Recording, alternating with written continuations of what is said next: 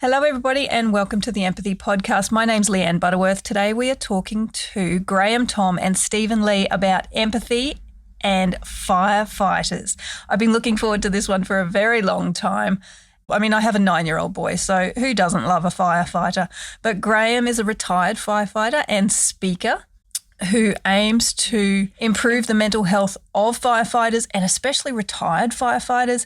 And Stephen Lee is currently a senior firefighter, both of whom are based in Brisbane.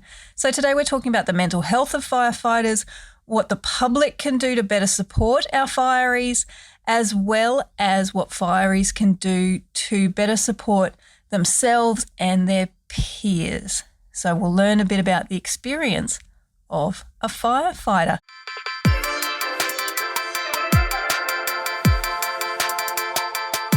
Today, we are lucky enough to be speaking with Stephen Lee and Graeme Thom, who are both Brisbane firefighters. And I'm very, very excited today because I have a bit of a soft spot for firefighters, as I'm sure all the middle-aged mothers do. But what we're going to talk about today is empathy and mental health in firefighters. Now, we've got two different perspectives today. We've got Graeme, who is a retired firefighter, and Stephen, who's a senior firefighter. So welcome, gentlemen, to the Professional Empathy Podcast. Thank you, Leanne. Thank you. Let's start with the good stuff. Let's start with the good stuff of why you guys became firefighters in the first place. Well, mine came about, Leanne, simply I came over from New Zealand looking for work in Australia.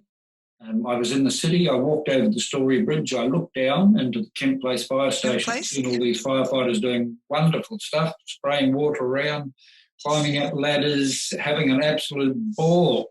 And I walked down into the fire station and said, how do I get to do this? And they told me how I got to do it. I joined straight away pretty much. Yeah, wow. So how long ago? Years. How many years, sorry? 41. 41 years, okay. So that's how long you were in the fire service? Yes. Yeah, wow. Okay. Kent Place is lovely. I love the big tower. So you sort of went in bright-eyed. You saw the shiny, we've got hoses and we've got cool stuff and the guys all look like they're having fun. I want in on that. Stephen, what about you? What brought you in? Well, I guess, as a young kid, you see the movies and that sort of thing, so that sort of plants a bit of a seed. But I left school and ended up working in television. Yep. And I was a news cameraman for 10 years. At Channel 7, and I was doing all sorts of things on the side, but I guess I went to that many stories where the fireys were doing their thing that I sort of thought, oh, that looks like a pretty interesting job. And as a cameraman, you get to see lots of things, but you don't get to sort of participate in so many things. So yeah, you get to observe the action as opposed to being in the action. So I decided to have a crack at the fireys so that, have a better chance of being in the action as opposed to just watching it. Gotcha. So did that make you sort of a mature age student as such when you came in, or do a lot of fireys come in later? Yeah, a lot of firefighters probably joined. Maybe I'm pulling the figure out of my head, but in that late 20s, okay. I joined when I was 29. But there have been guys who've joined. I was working with a guy the other day who was an ex-paramedic, and he joined when he was 49. So and then there's the other end of the spectrum where there's guys who are getting quite young when they're like 21 or 22. And girls. And girls, that's right, yeah. They used to have a system, Leanne, where it was an informal system. I don't think it exists now, Steve, but it was an informal system where because they wanted firefighters to relate to the people in the community and their issues, they actually preferred firefighters to come in not directly from school or not directly from university, but actually with a bit of life experience behind them so that they understood a little bit about life and the people that they would be dealing with as firefighters. So Steve would be a great case of, having seen lots of things and done lots of things previously, but I think they've removed that kind of informal entrance criteria now. I think it's still there. You could quite easily now hop on the truck and have a next school teacher driving the truck, and then there'll be me in the back seat, and then the other person in the back seat could be a ex-soldier who's done a couple of tours in Afghanistan, and then the station officer might be a former electrician. So yeah, there's a broad spectrum of past careers. What's the benefit of having that in such a specialised field? One benefit is everyone approaches something from a little bit of a different angle due to their past. So, there's more than one way to sort of skin a cat at a job, so to speak. And if you've got all different types of brains looking at a problem to solve, then it definitely helps with coming up with an answer. Because problem solving is a huge part of what you do. And it's quite hard to become a fiery at the moment, isn't it? Yeah, it's always been quite hard due to the fact that it's quite a popular job. But, there's a lot of hoops to jump through and a lot of hurdles to jump over to get in there. Yeah, it's quite a process. So what is your favourite thing? What was your favourite thing, Graeme? What was your favourite thing about being a fiery? My favourite thing, there were two favourite things, Leanne. The first one was the people that you worked with, partly because of what Steve has just outlined, that there is such a broad range of types of people that join the fire service from such amazing backgrounds. Like Steve's background, that's quite an amazing background in itself. And so the working with other people and with the firefighters, there's a great sense of camaraderie. Yeah. Because you are living in each other's pockets a lot of the time, there's a great sense of camaraderie. And the other part of being a firefighter is that you get to do and see such an amazing range of different things. And that can all be in just one day. You can be looking at how they make ice cream in an ice cream factory, to then going to a car accident, to then literally rescuing a cat out of a tree, all in the one day. Or you can be sitting in the station and telling stories to each other about the fires that you've been to and absorbing history and learnings from each other, just sitting in the fire station having a cup of coffee. It's an amazing job, isn't it, Steve? Yeah, I enjoy it. What's your favourite bit, Steve? Working with a big team of like-minded people can definitely be good fun. I've spent a lot of my career at Roma Street in the city. Okay. So you've got 12 firefighters on shift at one time there. Yeah, there's always good times and there's a lot of banter goes on. But what I do enjoy about the job is when you arrive at the job and you've come up with a plan and you're implementing that plan and it starts to work, then you can sort of really enjoy it. When a job's in full flow and full motion, like whether it be a big fire or whatever, that's quite exciting. But obviously these days being a firefighter is more than just fires and it's more than just car accidents. Also I've gone down the tech rescue stream as well, which incorporates the swift water rescue and urban search and rescue. Yeah, it covers quite a variety of skills and which allows you to attend a variety of jobs. And I suppose that then gives you the opportunity to upskill and change departments and go and do different things for a little while and then come back. Is that right? Yeah, you still always have to be, everyone's still a firefighter all the time, even with those who have been pulled across to a desk job. They're still classified as operational firefighters. At the truck level, which I'm at, I'm not in that management level. You might work at a station that concentrates on the tech rescue aspect of the job, so the swift water and the search and rescue, urban search and rescue and vertical rescue, that sort of thing. That might be the main theme of that station. But gotcha. If there's a fire that happens around the street, they're all still called upon to be a firefighter or to help out at a car accident. Yeah, there's some stations that specialise in different parts of what the fire service does, but at the end of the day, everyone is still required to be able to work as a firefighter at anything. Tech rescue side of the Queensland Fire and Emergency Services is actually now recognised worldwide as one of the best international teams of tech rescue people. And our firefighters get deployed in many places around the world, particularly in the South Pacific area, but right into China and Japan, and such a high level of skill in those 5 areas. And why do you think that is? I think it's just something that Queensland's put a lot of effort into to really lift the skill level of those disciplines. Because like what Graeme said, it had been sent far and wide. But it was a few years ago now when Christchurch had its big earthquake. Yeah. But I went over there with a big team of urban search and rescue personnel to work over there. And when the cyclones hit and they're concerned about flash flooding, they'll pre-deploy people all around the state with the swift water skill set to help out.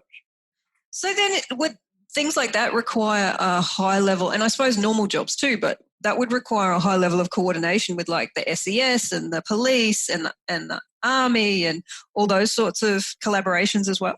When a big event happens or they know one's about to happen, like a cyclone's approaching, then the headquarters gets into full swing and they start organising different aspects of the emergency services. Particularly for those tech rescue when they go on the international deployments, there is a massive amount of not only integration but interoperability that's needed at that team level, but so that it can be deployed overseas. So each of the states, most of the states have tech rescue teams that they can deploy. And Australia has this rotational system that the states take turns at deploying people overseas. But if the issue is big enough, teams from each state or a number of states will be deployed. And there is a massive amount of coordination. And right now we're undergoing the Bushfire and Natural Disaster Royal Commission. It's going to potentially restructure the head of power, the authority regime, right from Commonwealth government right down, and it will impact to some degree on Steve riding on the big red truck and being part of that tech rescue teams that get deployed for all of the different things that firefighters get deployed for these days. Yeah, gotcha. So then it seems to be for so many people that I'm interviewing, number one is always people. If you work with good people, if you like who you're working for, then the work is easier to manage. It's the bad stuff's easier to take on. But number one, it always comes back to people. And if you work with good people and for good people, what sort of things do you guys do to, I guess, build those relationships? Because you're with the same crew, the same shift, sort of A, B, C, or D, week in, week out. What do you guys do to actually reinforce those teams, those relationships? Even though we all come from a variety of backgrounds, I think everyone's still got, there's similar traits with their personalities. Pretty much all firefighters, guys and girls, we've all got a very similar sense of humour when it comes time for the little jokes around the station or at the mess room table when you're having lunch. We've all got a similar sense of humour, and so our jokes are sort of all down the same line, so we can all laugh at each other as well as laugh at ourselves. There's a lot of that banter that Steve was talking about. It's one of the great joys, is one of the things I miss, Leanne, is when you get a bunch of fireys together, male and female, with that common sense of humour and the banter between them. It's not only a binding process that occurs in that banter, it also makes it a joyful place, a happy place for people to actually go and work if they can be comfortable enough and free enough to have that banter, that particular banter that goes on between firefighters, even between the officers and the firefighters. There's a camaraderie and a banter that goes on between that. So it's a binding and it's a joyful, makes it a joyous place to go and work. Yeah. Most firefighters love going to work. Almost every day they love going to work. For 41 years I love going to work pretty much. And I think you're living together. I mean, you're on day shifts and night shifts, but you're living together, you're cooking together, you're cleaning together, you're doing all of these things together. It's not like a normal 9 to 5 where you've all got your own lives. You might come in and have a joke, but it's almost life and death that you have that camaraderie, that you have that trust, that you have that sense of team. Because when you're out there, and correct me if I'm wrong, but when you're out there, you need to know that the person next to you, you trust them implicitly.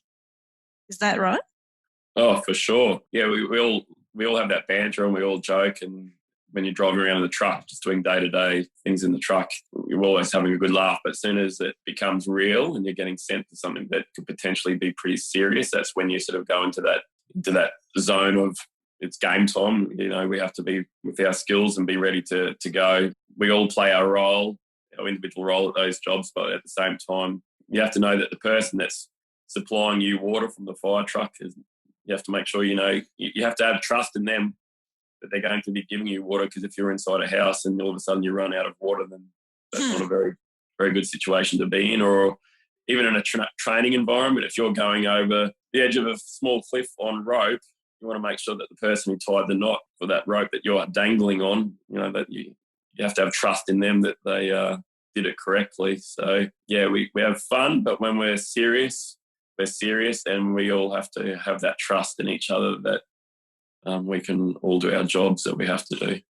Yeah, because that would then take away the stress of it to a certain degree. So then you can focus on what it is you need to focus on and not whether your rope's going to go or you're going to run out of water. Yeah, that's right. Yep, 100%.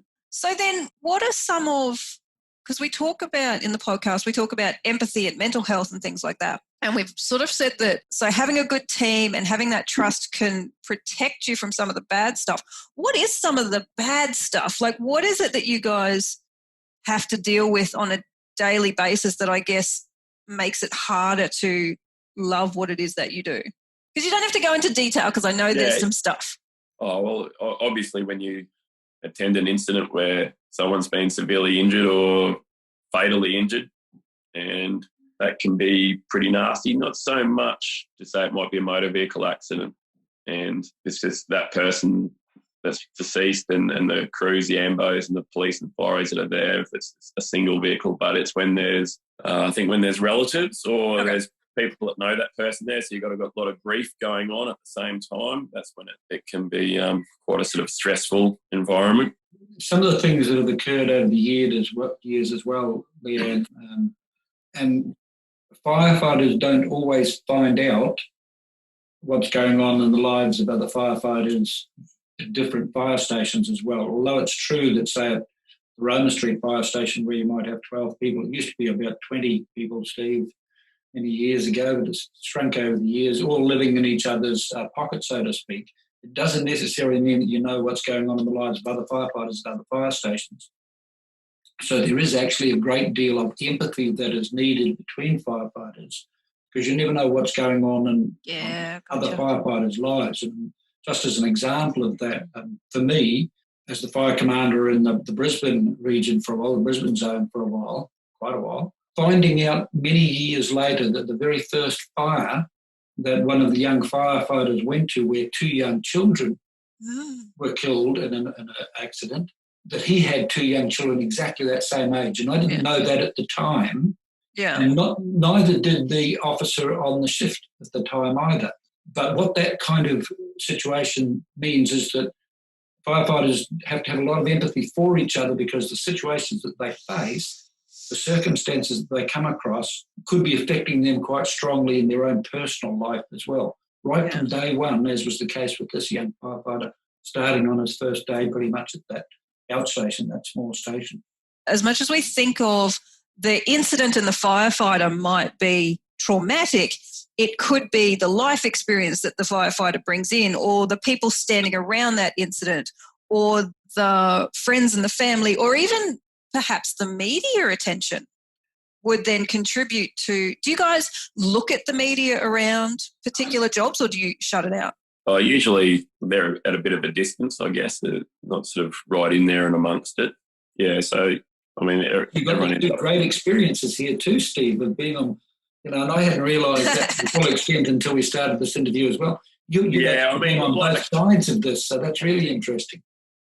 I mean, there's definitely examples of the media where they've pushed the boundaries way too far, and I think a lot of people that work in the media get embarrassed when they see their colleagues behave in a way that for some reason, they push the boundaries and I guess don't really think of others when they're trying to get a scoop or whatever, and that tarnishes everyone with the same brush. Yeah. It reminds me, Steve, when I was a young firefighter just starting out pretty much, we turned out to a house fire and they said there was a baby inside. Oh dear. Still inside. And so I was crawling down the passageway, not wearing breathing apparatus on this occasion because we'd arrived and no order to wear breathing apparatus. Yeah. You didn't put breathing apparatus on unless you were told to, pretty much, when I first joined. So crawling along this passageway, going into the different rooms, put my head up, started going into the smoke layer and started coughing more, and then stood up to try and get out of the house as quick as I possibly could instead of staying down. So I was getting more and more smoke. I came out onto the front veranda, leaned over the front veranda, and I'm throwing up. Oh, no. And right in front of me, I won't say which channel because it was was this TV camera with the big bright lights. Throwing up over. The media can be right in your face sometimes. Yeah. But the other side is with their lights, they can actually help as well. So both sides.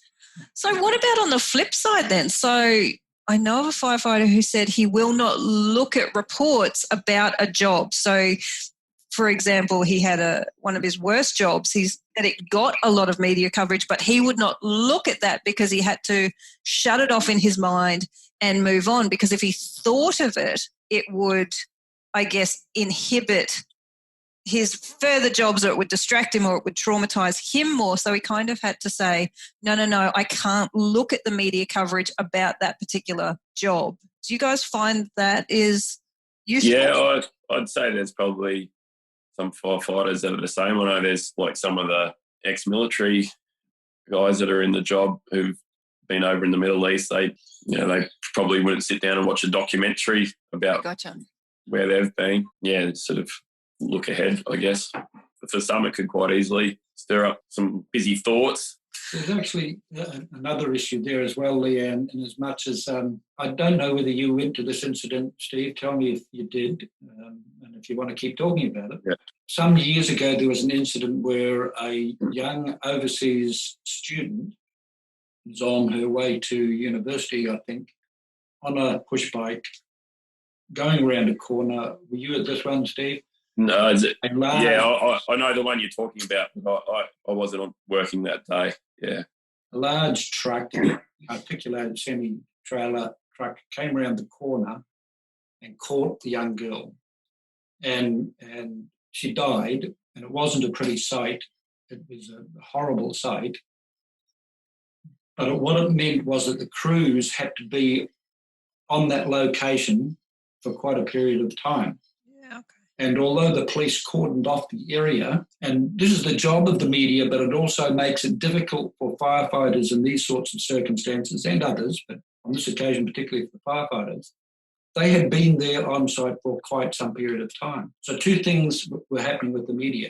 Helicopter over above, TV crews back past the cordon. That young woman actually had her family back in her own home country. But the media was flowing throughout the media process, both local and international. So in that country, there were issues going on with the media and the parents. The potential was there for the parents to find out about what had happened to her daughter before any notification even. Yeah. So we had that issue that was going on, how you manage that from a media point of view. The police and the fireys and the ambulance managing that to some extent. You also then have the issue of those fire crews having to be there for a very long time. Now, they're dealing with an incredibly traumatic situation, as you can imagine. We were actually waiting for the coroner, and they're working with the coroner when they arrived, or not the coroner, but the people that deal with those sorts of things. And the fire crews around the fire appliance, to the side of the fire appliance, but still in line of sight of the TV cameras, start to talk amongst themselves. And they can't be sad and bad all of the time about that incident. So because they've been there for a very long period of time, they start to talk about other issues. And they might even be joking amongst themselves about something totally unrelated, but if it's picked up by TV cameras, it's not a good look. And so it's one of those issues for the fire crews. They've got to be aware of that the media could still be watching, but also they're human beings as well. So there's got to be some empathy for each other and all that sort of side of things as well. It's quite difficult sometimes at a long job. Yeah. So what sort of things are let's say Queensland Fire, because that's where you guys are. What sort of things are in place at the moment to take care of mental health? So after you come off jobs, big, small, because you also never know. You could be in the middle of a phone call and don't know if you're going to a job like that or a cat and a tree, or you don't know. You've got that sort of level of uncertainty throughout your day. Once you come off a job, what sort of things are in place at the moment to take care of mental health? Like, is it a priority for fireys? Is it something that we just sort of sweep under the rug and go, I'm tough, I'll deal with anything? What sort of things are happening at the moment in that space? Well, if you were to go to a nasty incident now, they'll quite often on site, might do what they call as like a hot debrief, where they sort of get all the crews in that were there, have a quick chat about the job. That's usually led by a higher ranking person if they're on site. And we'll discuss that it might have been pretty nasty, and it doesn't sort of just finish now. If anyone would like to or needs to at a later date, you can utilise, we have what's called fire care. You can sort of go down that path if you like. And so fire care is the professionals or fire care is the peers? What's fire? It's more of a peer support Okay. type thing, but gives you access to professionals if required, I believe. I haven't gone down that path myself, but yeah, there are steps in place. And I think around the station or firefighters these days, I guess mental health has got a little bit more, people are more aware of it these days. I think back in Graeme's early career, it probably wouldn't have been spoken about as much. But I think these days everyone is pretty aware that people can have issues resulting from working in the job, and I don't think the stigma's there as much anymore as if you wanted to talk about those issues, or if you put your hand up and said, yeah, that affected me, I don't think anyone would see that as a bad thing whatsoever. I think, sure, there's room for improvement, but people are moving in that direction that it's fine to talk about and it's fine to get help about it. Yeah, it's better to get help about it now, better to get help with something now rather than let it become a bigger issue down the track. What about in your day, Graeme? Was it sort of, no, I can deal with it? Like if somebody said, I'm not coping or I'm struggling, what would have been the reaction? It most likely wouldn't have been a good reaction from two perspectives. The first would be from fellow firefighters, because it was, when I joined, pretty much an era of, toughen up and get on with the job, but also from the hierarchy as well. You would have been stigmatised, although there would have been some firefighters that would have been empathetic towards your circumstances. But also bearing in mind that coming out of the era of the post-Second World War, post-Korea, post-Malaysia, a whole lot of military events that Australia had been involved in. So the firefighters coming into that system were coming out of some of those battleground experiences. And because, although they suffered post-traumatic stress disorder, it wasn't, it might have been shell shock or something, but it wasn't addressed well enough and it wasn't recognised if it was addressed at all. And so a lot of the firefighters were in that era of, just toughen up, be a man, go and eat the smoke, stop crying in the corner kind of an issue, which is quite tragic when you think about it. And I think from my experience, Leanne, having now connected and continue to connect with a whole lot of firefighters post-retirement, the issues that they are hanging on to is quite dangerous and quite traumatic for them still. And some of them, that's 20 years after they've left the fire service. The accumulation of those incidents and the straw that can break the camel's back sometimes breaks post-retirement, not during the retirement. So for the younger guys and girls, Steve and the others, what they've got now is streets ahead, and it's wonderful to see it because it does affect. You just talk to all the retired firefighters. It's cumulative and it does affect. So then for the retired firefighters, not only have they lost that sense of camaraderie, the team, the support, the having purpose, but they've also then now dealing with 20, 50 years of muck that hasn't been dealt with, that they then haven't got the emotional resilience or fortitude or skills to deal with. So not only do they not have their team, but they're also dealing with a lot of accumulated muck that hasn't been dealt with along the way. So what sort of things are you doing in that space for the retired fireys, Graeme?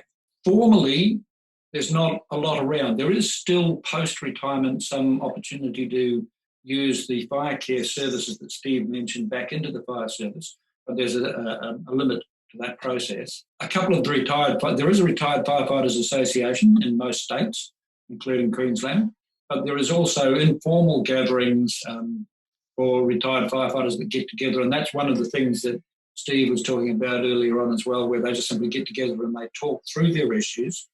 And so at least they can get back together again and bond on the issue, because you're quite right, they separate out many of them. And until we had that getting together for an informal coffee catch-up, they were isolated and alone and suffering a lot of the time out there by themselves, or with their families and with their families. It's interesting to note that the Senate has now recognised the stress that frontline emergency service responders have gone through and are going through, so they put some funding towards it. There's some new legislation coming out about it. And coming out again from the recent bushfires, through some endeavours of a whole range of key people, there's been additional funding provided for mental health of frontline responders, police, fire AMBOs, SCS. So that's really good to hear as well. Yeah. So then what are the benefits of, I mean, we talk about long-term benefits with the retired guys, but Steve, what are the benefits at the moment for you guys on the job and for the public of having firefighters who are mentally healthy and not sweeping things under the rug?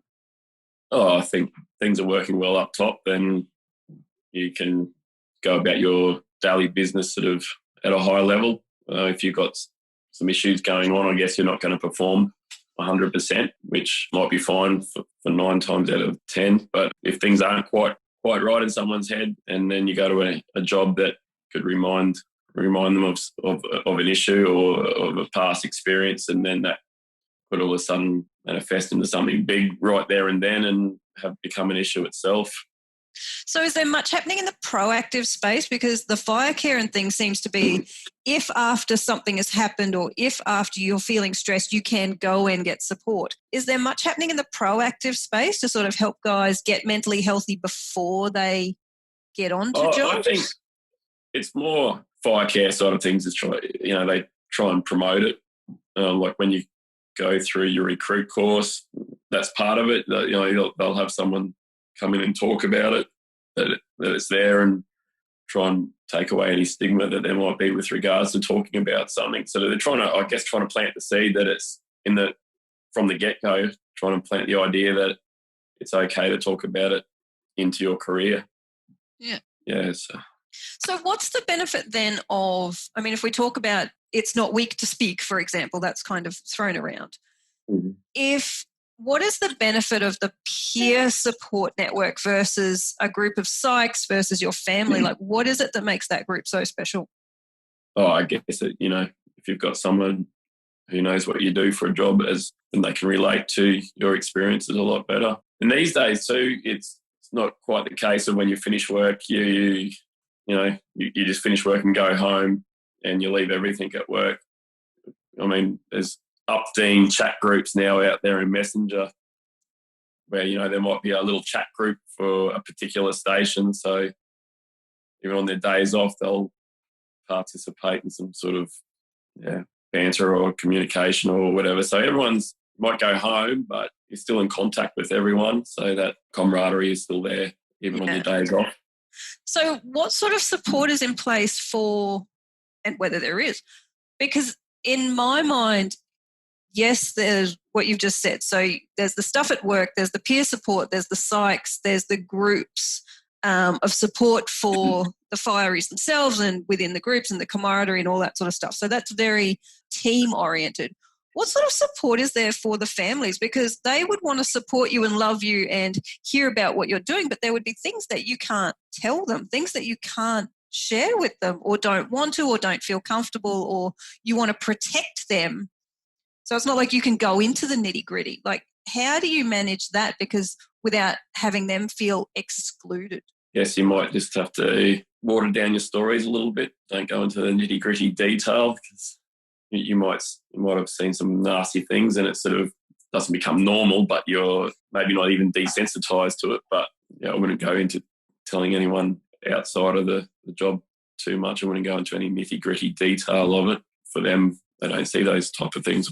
So what sort of supports are in place for, I mean, can the families access fire care? You know what I mean? Like if let's say a wife's saying, my husband's a fiery and he's starting to drink a lot and I think there's something going on. There is support available, Leanne. The Queensland Fire and Emergency Service does have support available for example, partners or spouses. There are fire care opportunities or opportunities through fire care there as well. It's obviously of necessity got some limitations to it, but the example that you've just used, they can actually contact the QFES and there will be some support provided through the fire care system for the type of example. Yeah, gotcha. Just used. But it is true to say that because each of the firefighters is individual and each of the spouses or partners are individual as well,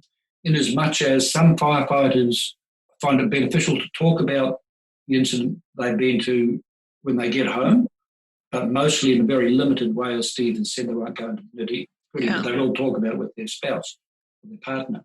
Yeah. Likewise, some spouses and partners want to hear about it. Yeah, gotcha. And some don't. And sometimes that's a point of conflict or friction there. If you've got a spouse that wants to talk about it and one doesn't, or one doesn't want to talk about it and the other one does, that too can be. So as Steve was saying, for recruit course, sometimes, correct me if I'm wrong, Steve, but they also now, if the families want to come in and listen to the fire care and the peer support process, families can come in, or spouses and partners can come in to that particular session of the recruit course and listen in and gain an insight into what's available for their husband or wife that's a firefighter, and ask questions as well. There is also firefighters that have had fairly significant post-traumatic stress disorder circumstances that then go back into the fire service and provide training and support for both the recruit firefighters and existing firefighters for a range of seminars and presentations, etc. Yeah.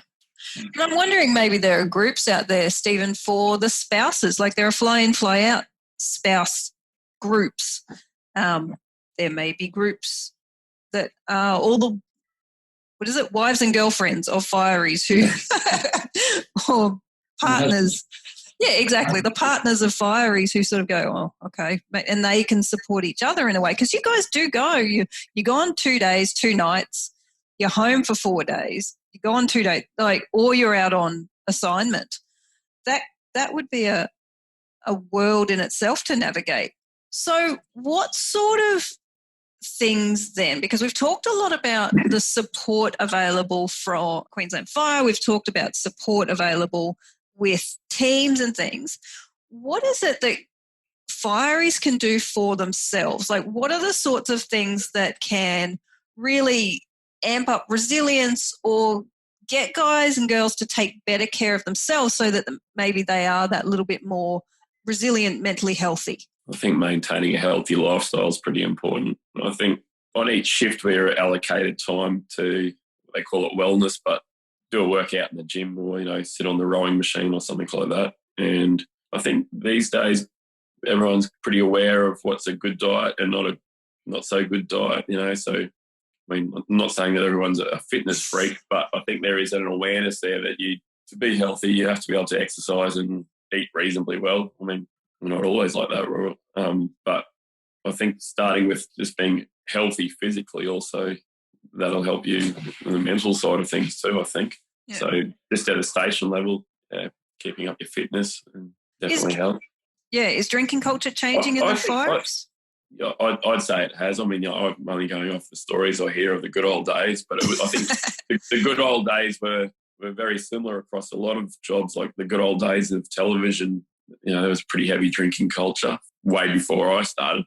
From the way I see it, I think the drinking culture generally is a bit better these days than what it would have been 30 years ago. Graeme, what's your experience? I think Steve hit the nail on the head there. When I joined, as I mentioned before, Leanne, you had, it was all male for a start, and it was a different culture back then in society as well as in the fire service. Certainly within the fire service, you had, as I mentioned before, you had some fairly hard characters that had come out of the previous conflicts around the world. So there were lots of issues on and off the job, I suppose, with alcohol. And it was certainly one of the things that was hard to come to grips with. But absolutely, from my experience over those 41 years, the drinking culture changed just dramatically. Absolutely. And part of that came about with what Steve's talking about, the firefighters coming through today. Although I would have said when I joined, I was fit, I was healthy, I might not have eaten all the right things, I certainly drank. Today, the physical fitness side, and Steve was down at Roma Street Fire Station for many years, as was I, and I can tell you that the guys and the girls down there at the Roma Street Fire Station, I'd walk across that, the drill yard or the station yard in the mornings and the afternoons and see these people working out. They are just great athletes. And the bottom line is you do have to be a great athlete to be a firefighter. You've got to be physically fit, mentally and physically. And I'm just thinking of the fire down in Coronation Drive where two of the firefighters, the breathing apparatus had run out, and if they hadn't have been great athletes, their lives were at risk, but they may not have survived that fire when their breathing apparatus sets were running out on them in this particular fire. It was because they were so fit and healthy that they're still alive today. Yeah. And I think that adds to the reassurance that we have as the public of going, the people who would be responsible for and put their lives on the line to save my life, my house, my dog, my kid. I want them to be mentally healthy. I want them to be physically healthy because, like Steve said before, it's the better you are mentally healthy, the better you can take care of yourself and then take care of me.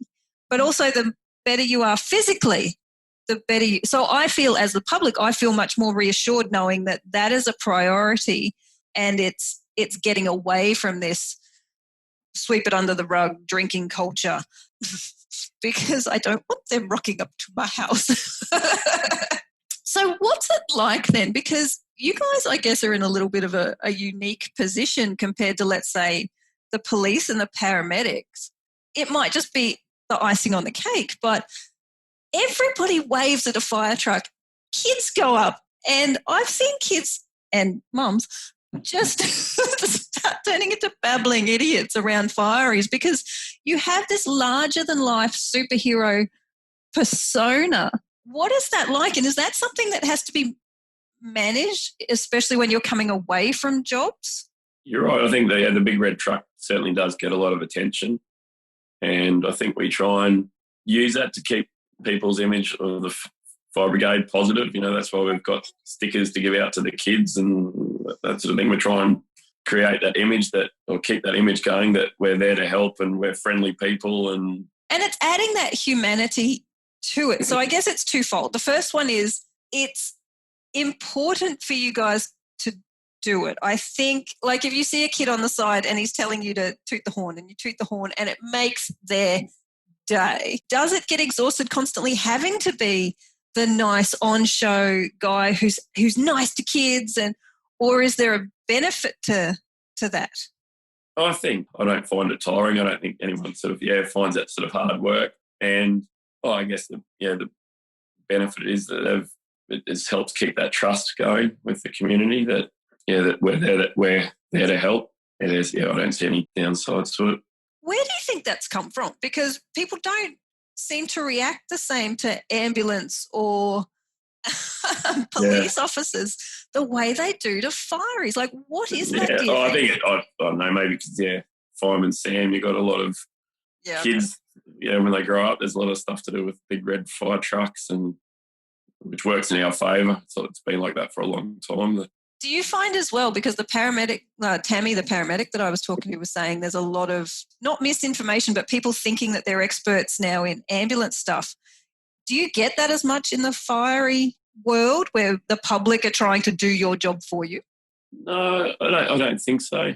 No, I think one thing that the public does get wrong quite often is that we're just a big red truck that puts out fires, and some people remember that, that's right, they do go to car accidents as well, but the public does tend to forget that all the other type of incidents that we go to, as well as a lot of the preventative side of firefighting that we undertake, like inspecting the maintenance of buildings with regards to their fire services. And there's lots of departments within the fire brigade that people wouldn't be aware of that we do.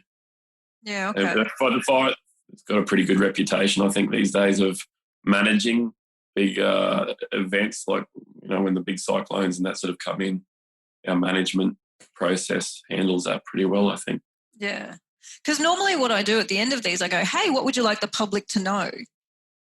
So apart from that your job is bigger than, I guess, we have an appreciation for, is there anything else that the public can do to help you guys, support you guys, that would be beneficial? Oh, no. I mean, it's nothing different to what the police and ambulance might like the public to do, and drive a little bit more carefully on the roads. Yeah, because that, a lot of the incidents we go to, the other agencies are there as well. So the AMBOs and the police, we all attend many incidents together. Yeah, I'm sure we'd all like that, the public to behave in a similar way. Yeah. What about you, Graeme? Is there anything that you'd like our millions of listeners to know about the fireys?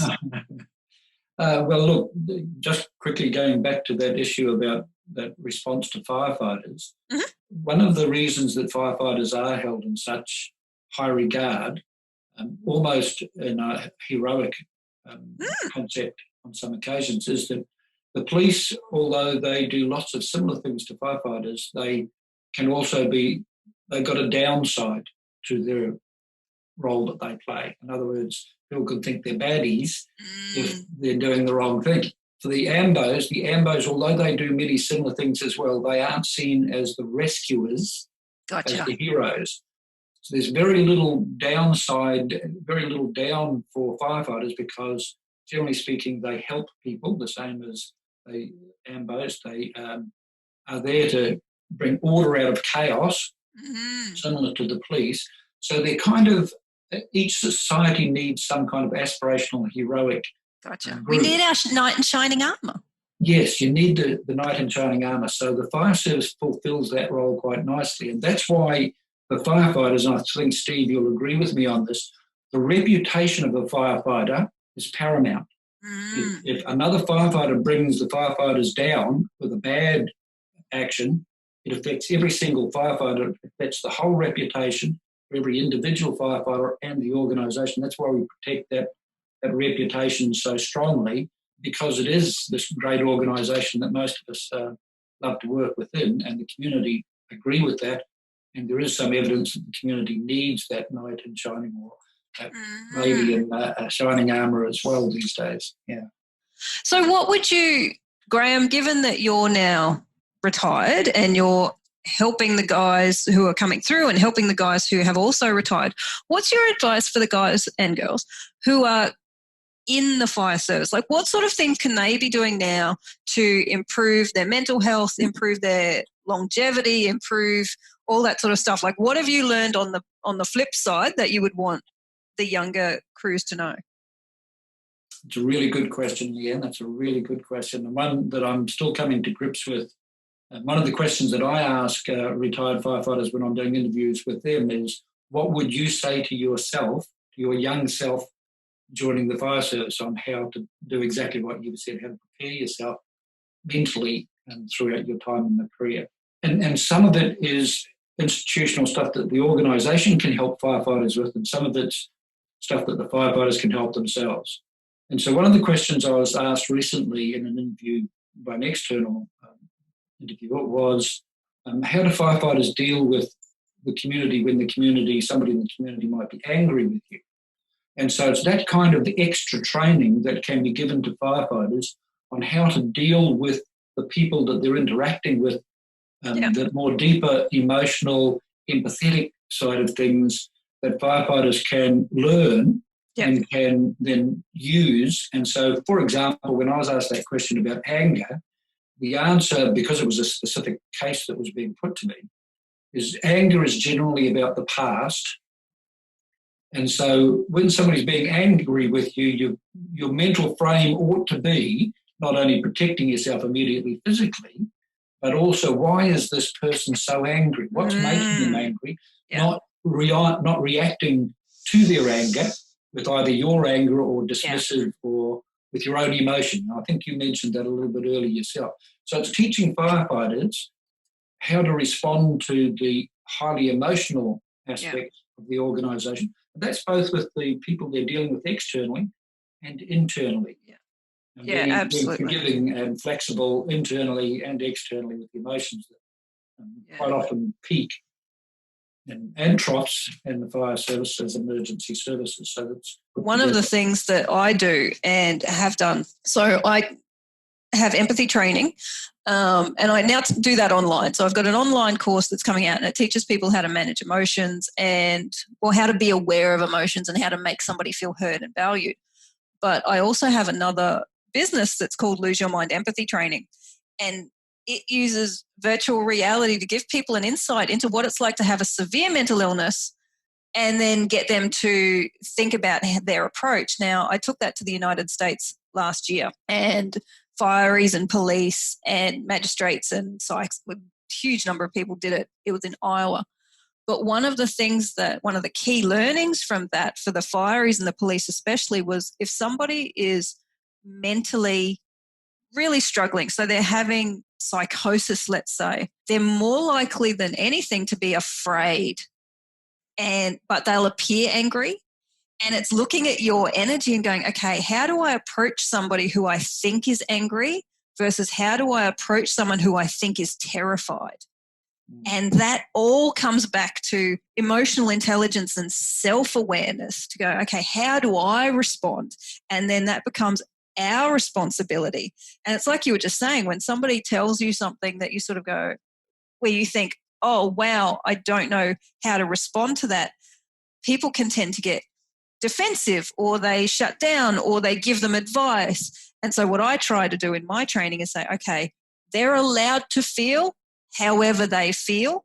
That has nothing to do with you.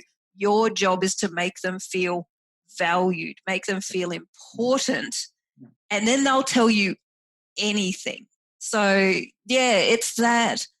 And I don't think a lot of people realize that self-reflection and self-development and emotional awareness helps you help others. They think you've got to learn about them, when in my opinion, you've got to learn about yourself first, and then you're in a better position to help other people. There's a fire in Cathedral Place a number of years ago. Quite a traumatic experience for a group of firefighters that were operating the aerial equipment, the extending arm aerial equipment to go up and rescue 3 people trapped on a balcony. And those 3 people coincidentally went into the exact 3 types of responses. There's a 4th, but the 3 clear categories are fight, flight, and freeze. And each of those 3 people on the balcony went into one of those modes. Yeah, gotcha. And having the empathy with other human beings, the officer and the firefighter going up there knew better how to respond to each of those individual categories of human being conditions. And so having that kind of relationship with yourself and with others helps in that kind of emergency circumstance. Now, can I just finish that story by saying that there wasn't enough room on the platform, the aerial platform, to rescue them. So the officer stayed in that room, that burning room, the fire coming up his bum, and let those 3 people, which could only take those 3 people, they came down while he stayed there with that fire. He was in a very, very dangerous position. He ended up getting a bravery award for it, and so he should have too. But not only did he or the crews handle that circumstance really well, but they also undertook an incredibly courageous. Yeah. It's, I guess, in my mind, it would be finding that balance between being in a situation and empathizing with the person and treating that individual, because somebody in a car crash is afraid and they need their hand held and they need to be visible, not just dealt with. And so being able to be present in that moment for that person while also protecting yourself and not going too deep into it emotionally and not taking it home with you as well. So there's that real skill. Do you guys do much training in that area? Yeah, I don't know if we really do practice that side of things, I guess. Or maybe we sort of unintentionally practice that when we conduct our drills and training scenarios. But it is sometimes a bit hard to show empathy towards a mannequin or a dummy, you know. Oh, mate. But I think also. Mate, you okay down there? You all right? I mean, we do practice all those things of, you know, when you're approaching a mannequin or on the side of a building when you're conducting rope rescue, that you say all of the things that you would say to a real person. Yeah. And so you sort of practice it in that way. But I think also those group discussions around the mess room table, or when they inevitably move in the direction of war stories that, you know, that we've all been to. I think a lot of people, I myself, you can try and take a little bit out of that person's story and that person's story. Yeah. You can then use it for yourself if you have to, a future incident that you may attend. If you've got that background knowledge, that's definitely going to help communicate with someone. Yeah, because it's that awareness too. I mean, you've got to wear two hats at the same time. You've got to have a very tactical, strategic, technical hat on of how is this situation being dealt with? What have we got to do? What have we got to cut? What have we got to... And with a real person in there who's genuinely probably terrified. So it's finding that balance, because you can't do too much of the tending to the person because you may neglect the technical, and you can't do too much of the technical because you may neglect the individual. I think, there's a lot of things that come into play there. I think people describe it as, especially for someone who might be making the decisions, that they a bit like a duck swimming on a pond. The duck is very calm above the water, but underneath the legs they're kicking like hell, and that can be their brain trying to make up what decision of what's our best plan of action. But at the same time, they're trying to give off that persona that we're calm and we're under control and things are all good. And I think what makes, if your crew or the firefighters there are, if they know their gear, if they're confident with their skills, then that makes that decision making easier. Easier as well if you're a firefighter, if you're a bit unsure about something, how a certain bit of equipment works, then you're going to be that's going to be playing on your mind, as well as trying to keep someone calm and make decisions. So you sort of be half decent at your job, I guess, and have trust in yourself, and then that makes the other stuff a little bit easier. And I think, like you said before, when it comes together, that's the bit that you love as well, is when the people are taken care of, when the tactics and the technical and the strategic all come together for a successful outcome. That's the bit that you guys love about your job as well. Yeah, and then it's the opposite when equipment doesn't work how it should work, and you're all brainstorming how to get a piece of gear to work properly, and that's when it can be a little bit stressful. But when it does go to plan, that's when it's a good day to be at work. Alrighty, guys, we've covered so much and I love it. So we've talked about the best bits, the worst bits, how to help your colleagues, how to empathise with victims, how to help our families, the things that fireys can do to help themselves and really become resilient. And I think part of that is learning to self-identify emotions and emotions in others, and really be part of that network that supports each other and believes in what it is that you're doing. And we've given advice to the fireys who are still on the tools or on shift, and the guys who have retired. We have covered a lot. But Graeme, how do people find you, and what is it that you're doing now that could benefit listeners or fireys? They can get me through my website, which is gtspeaks.com.au. And part of what I do now is not only working with my fellow retired firefighters, but because I'm also a professional speaker, I'm using the experiences through those 41 years of firefighting to help organisations and corporations make hopefully better decisions, good decisions through the wisdom of firefighting, the things that I and my colleagues have learned over the years from firefighting, so that we can apply that right throughout the business world as well. Having been on a board and still am on a board, various types of boards, I know that the same principles that we apply in emergency circumstances can be applied in other circumstances to get good outcomes under those circumstances as well. So by all means, get in touch with me if they've got family members that would like any discussions about any of the issues within the fire service for the firefighters leaving the fire service and going into retirement. Quite happy to talk to people and put them in touch with this collaborative group that we've set up. And Leanne, just quickly, one of the other things that we've set up with the firefighters is trying to map the fires that have occurred within, in particular at the moment, the Brisbane region. So taking the experiences of the firefighters and capturing them in the written word and the videos and the newspapers, the television reporting, putting them all together in a bubble for this particular fire, so that all of the issues around it, the emotions, the people that were involved in the family of the fire, the neighbours, the cat, the dog, the whole package for that particular fire, for every fire throughout the Brisbane region to start with, to be captured by retired firefighters and current firefighters. Wow, that's a big job. It's a big role, but there's lots of volunteers out there willing to That's wonderful. Shoulder to the wheel as well. Yeah, that's powerful, isn't it? Because it's not just the technical, it's the people, the emotional, the stories around the fire. Yeah, wow. The emotion that's around at the moment, Leanne, Childers at the moment, with the man in Childers coming up for his parole 20 years later, the emotions through the fire service, through retired firefighters, police, ambulance, volunteer firefighters, the people in Childers, all of those people from right around the world are involved, those 82 people, backpackers from around the world that are still suffering huge emotional issues from that one fire. That's what almost every fire is like, to a greater or lesser extent. Yeah, wow. And what's that one called? What's that project called, if people want to look that up? It's the Queensland Fire Mapping, Community Fire Mapping Project.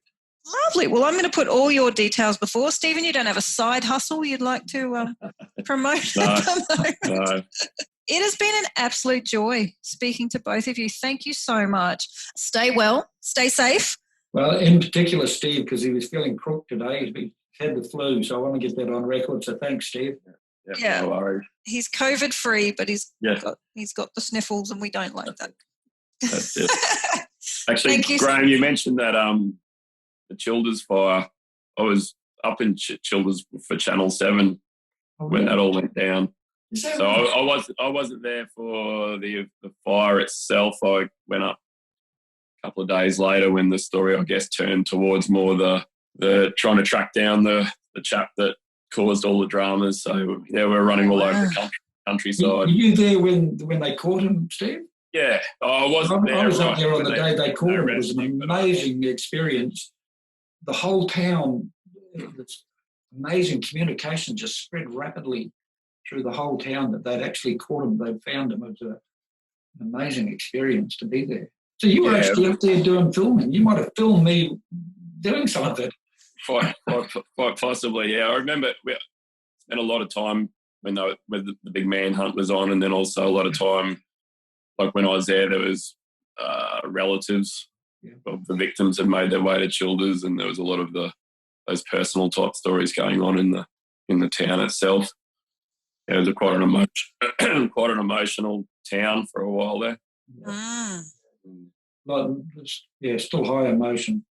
And Leanne, when I was mentioning about addressing the anger from that particular incident, and I don't know whether I mentioned it to you, Steve, but when I was walking down the path just outside the community hall where the mayor was situated, one of the parents of one of the victims stopped me in the middle of the path. There was a lot of TV cameras around at the time. And because she was so distraught at her son dying, she was literally, because I was representing the fire service there in front of her, she completely lost it. And the anger and the vitriol coming out towards the fire service for not saving her son, it was like full on right in front of me, but it was understandable as well. Yeah. You know? Yeah. And just standing there absorbing what she was saying. I mean, she was bawling her eyes out, she was screaming, she was yelling. Yeah. You know, she'd been affected by the sounds of the sirens for the whole time. And but it's high emotion up there. And it's having that awareness that it's not about you. Yeah. That's her experience. Yeah, it's not a personal. Wow. Thank you so much, guys. That was fantastic. I learned a lot. Good to catch up, Steve, and we'll catch up down the track. Yeah, sounds good. All right, thanks, Leanne. So that was Empathy in Firefighting. Thank you so much to Graeme and Stephen for that chat. We did cover a lot about mental health and different experiences and what we can all do to better support our fireys and what our fireys can do to better support themselves, their mental health, and that of their peers and co-workers. Thank you so much, guys. As always, if you'd like to know more about empathy training and really strengthening your empathy muscle, you can go to empathyfirst.com.au. My name's Leanne Butterworth, and that is the Empathy Podcast. Thank you.